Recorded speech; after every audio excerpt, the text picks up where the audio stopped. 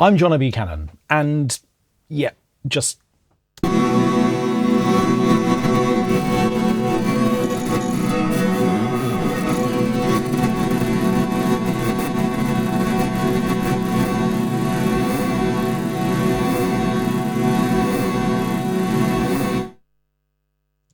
going to make that. So a little while ago, I made a video about Logic's new MIDI In capabilities. And it turns out they're really totally amazingly brilliant.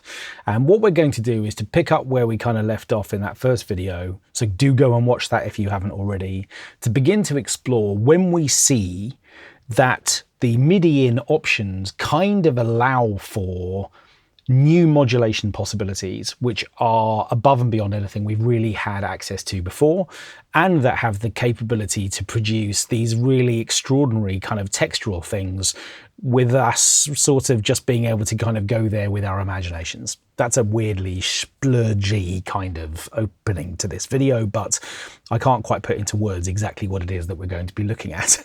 I'll just explain it as we do it. So what I'm actually going to do is I'm going to mute the two things that are happening so far, and we're going to start again from scratch so that you can understand how I've got to a place where all of that is happening. So what we discovered in the previous video was that what we have a chance to do with MIDI In is to select any instrument. And I'm going to come to retro synth, and it looks like in the example that I was using before, I had loaded my good friend Airy Picks, which is in the sequence elements sort of area of the retro synth presets. And as always, what I expect I've probably done is to trim the release time, because you've seen me do that a million times before. Okay, so what we've now got is an Airy Pick sound, and it sounds like this. Very different to the Sample Alchemy sound, which I had a moment ago. We'll come back to that in a moment. But as you can also see, what I've got on this track up here at the top is absolutely no notes at all. Now, what we learned in the previous video was that if I was to set up another instrument, what I have a chance to do using the internal MIDI In options within Logic is to come and find a instrument input, and I can choose any of these. This would be the Airy Pick sound that I've just set up, as opposed to the one on track 1, and effectively now this instrument would be listening to the one above, and effectively it's receiving its MIDI input from this Airy Pick sound. And if you want to know how to do that, do go and watch our first video. But what we're interested in doing within this video is, I'm going to just turn that off for a moment so we're back to where we started. This now isn't being controlled from a MIDI In perspective at all, is that we're going to make our source MIDI track a little bit more involved than just being an instrument. And what I'm going to do in order to achieve that is to set up a MIDI effect. And the one that I'm going to pick is Modulator.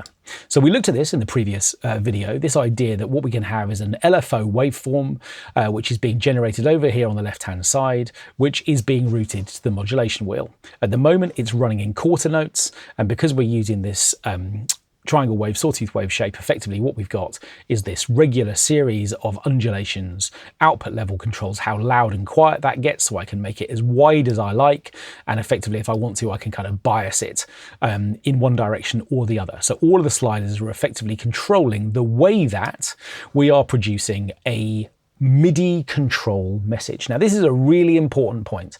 This is not an audio waveform. This is a MIDI controller which is being generated and being sent to modulation wheel, the modulation wheel, MIDI controller number 1. That's really important. We're going to need to remember that.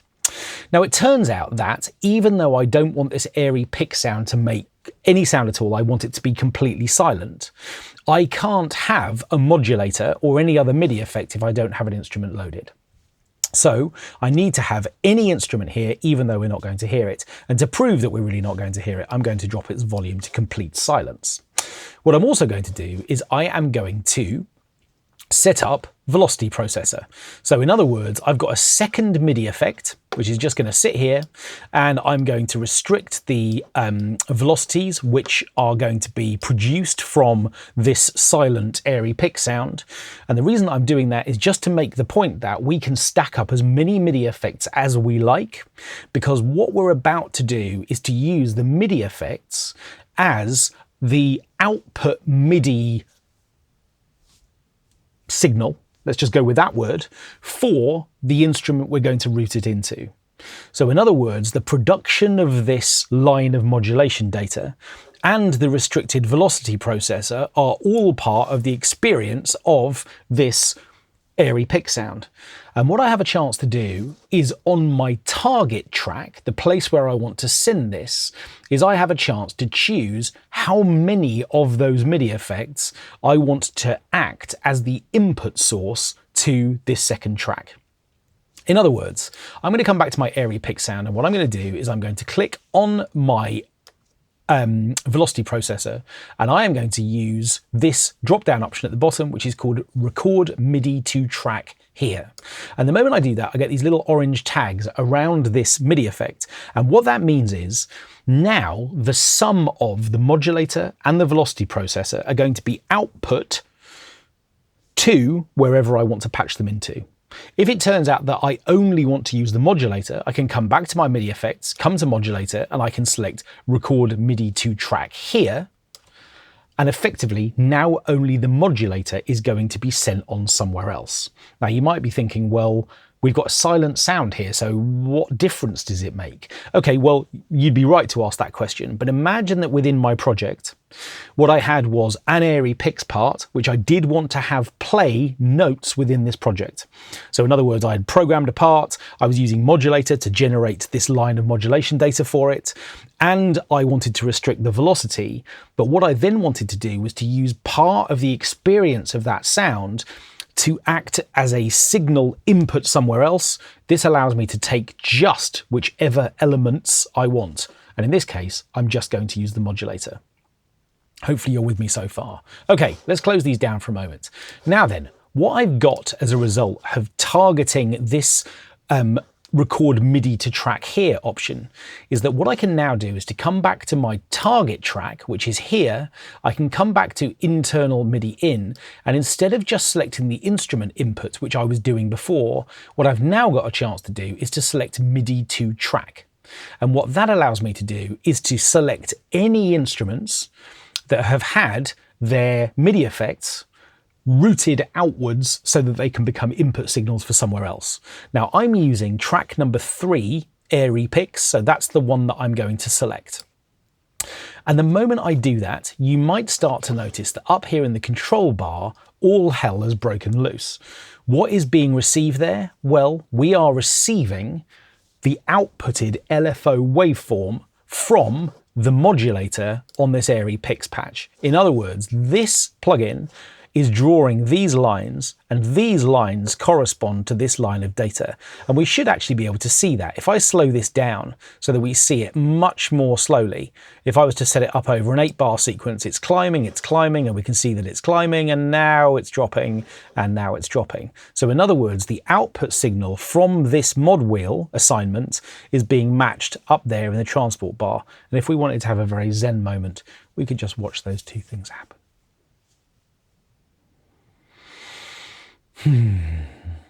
But we're not here for that. So what we're going to do firstly is we're going to speed it back up again. So we'll just take it back up to something a little bit slower. Let's take it up to a half note for now. And now we can see that obviously this number rising and falling is happening more rapidly. Okay, so what can we do with that? What can't we do with that? Okay, the next thing we need is a sound on our target track. And what I'm going to do, as I have here, is I'm going to launch Sample Alchemy. And what I'm then going to do, because it's just so much fun, is to load the least appropriate sound of all time.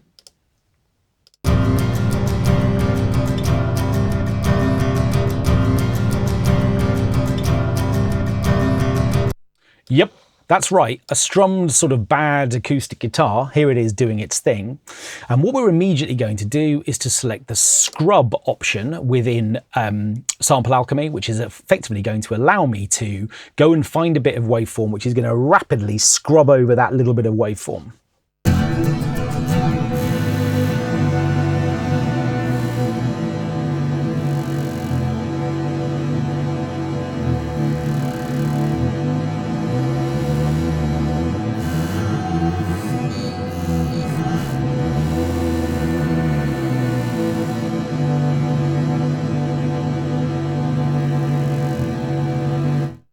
See, that's just worth the price of entry alone, isn't it? What I'm going to do is just to place this around here. Okay, so now we've got two things happening. We've got a sound, which we can hear and play back, by the way.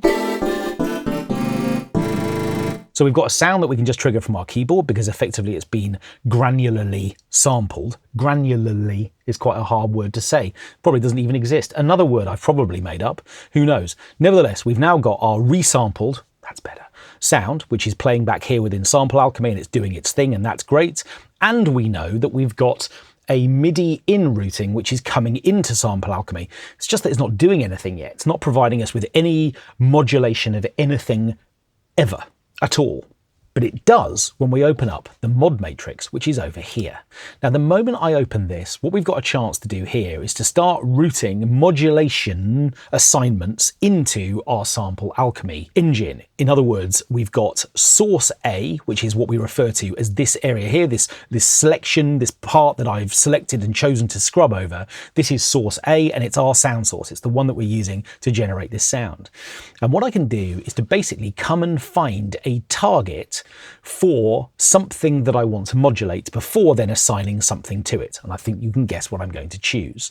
So in other words, what I can do is I can come into show by source, and I can come and find a whole series of individual things that I could change, for instance. But what I can also do is to come into show by target, and I want to target source A, which is the source that we've selected. And what I want to do is to select the size. So in other words, the grain size. So when I select this, I'm targeting this option right here. What am I targeting it with? Well, what I need to do is to come and find a source, and I'm going to choose the modulation wheel. And the modulation wheel is now going to apply its modulation to this particular target.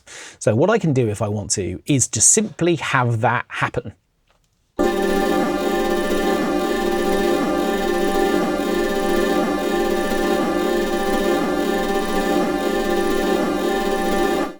So that size dial is now moving as a result of the fact that it's receiving an input from the mod wheel.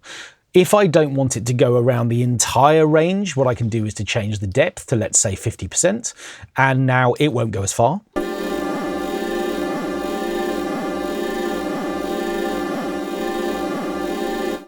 Fun, isn't it? Then what I can do is to come and find another parameter. So what I'm going to do this time is to come back into source A, and this time I want to change the density, which is the dial right next to it. Again, I'm going to change this assignment. Currently that's routed to aftertouch. I also want that to be selected by the mod wheel, but what I might do this time would be to create a negative value, and that means that rather than moving in line with the way that the size dial is moving, it's going to go the other way. It's a bit like patting your head and rubbing your tummy, or whichever way around you're supposed to do that. Again, what I can do is to change the range if I want to. So I've got a chance to select how much of that I want to have change.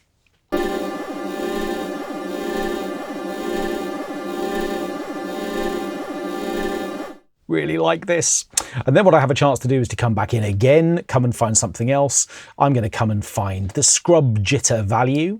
And it looks to me like this is already set up for the mod wheel. Sure enough, I was seeing that there was some movement over here already, but what I want to do again is to make this a little bit bigger. And the great thing is that you don't actually even really need to know what these parameters control. You can just start assigning them to mod wheel values. It's fun, isn't it?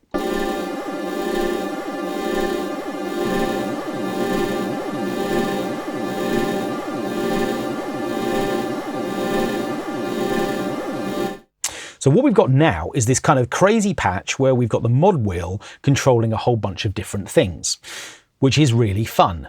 But if we really want to take the sound design of a sound like this somewhere else, there are two other things that we could do that would really make life really interesting. And the first one of those would actually be to create some changes for our modulator. In other words, the thing that is controlling all of the way that this behavior is currently working is, of course, the LFO. And even though it's producing these wonderful effects, they are kind of predictable because they're rising and falling in the same way. What I'm going to do is I am going to take off the speed value as it is currently selected. It was clocked to the tempo of my project. And what I'm doing is I'm turning that off so that the rate of this is now completely free. What I'm then going to do is I'm going to record one note for my Sample Alchemy part, just so we've got a sustained note.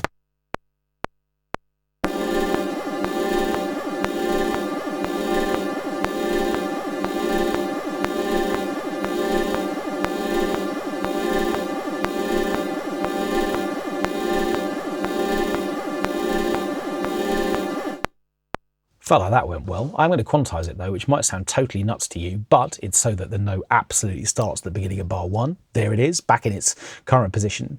And now if I come back to the airy picks part, and what I do is to select latch from an automation perspective, what I can do is to automate the speed of the LFO.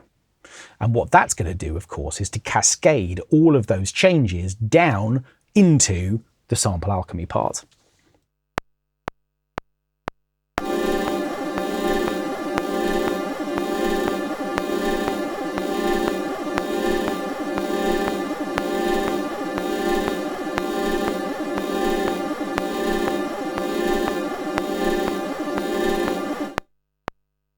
Now then, you might be thinking, hang on, I'm not really hearing that. And the reason for that is that, of course, when I recorded that part, it received the LFO movement from the part above it. In other words, this track right now has got the recorded modulation line because I recorded the note.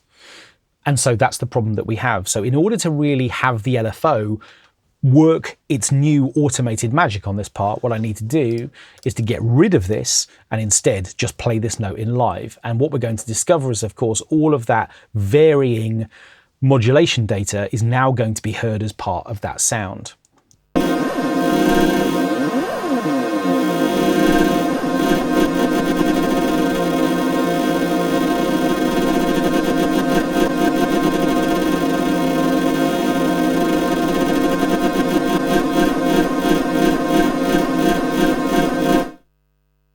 And if you're not enjoying that, you are watching the wrong channel. So what we've now got is this kind of modulated LFO, which we've written in with automation. And in real time, what we can do is to press play and discover exactly how that shakes down into our Sample Alchemy part.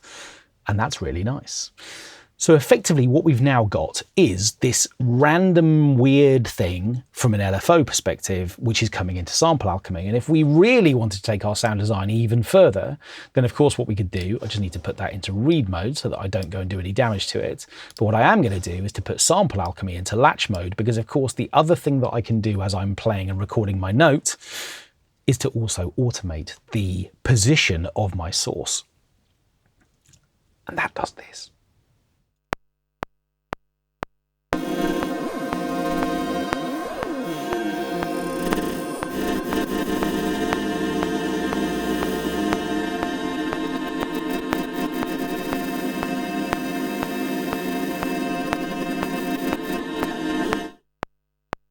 And of course, because I've captured that, again, let's just quantize it, effectively that movement is now going to become part of the experience of this note as well, because of course its position has now been captured as an automation line, which we can see if we come and find the position data as we have just recorded it.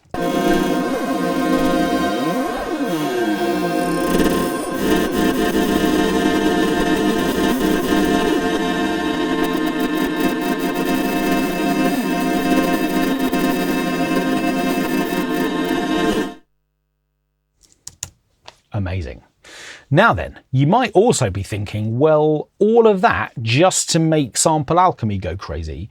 Well, it's worth bearing in mind that what we've really created within this modulator part here is the potential for an LFO which can sort of be a global module which we could apply to any sound within our project. In other words, I could set up another instrument track here.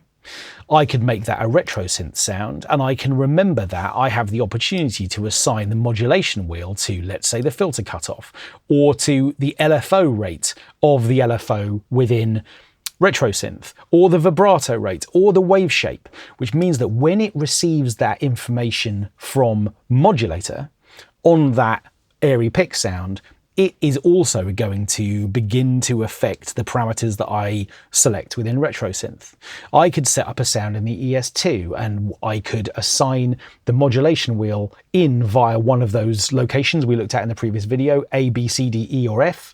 I can select the modulation wheel there as a source. I can target any parameter I like. So from one LFO on one track, and by the way, one track we're not even listening to, I have the opportunity to use that as a modulator source for anything else I like. And this is all internally within Logic.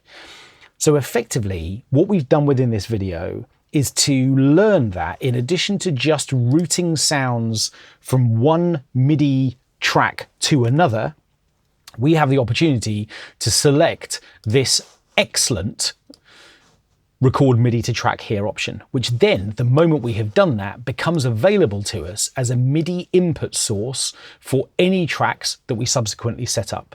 And that means that any combination of MIDI effects can be used to create a cascading, interesting collection of messages. And what we choose to do with those messages is totally up to us. So from one really silly little sound within the Loop browser, what I've managed to do is to make this amazing textural thing using a little bit of automation, no effects, but mostly just MIDI routing, selecting the parameters that I want and just allowing all hell to break loose. What could be more fun?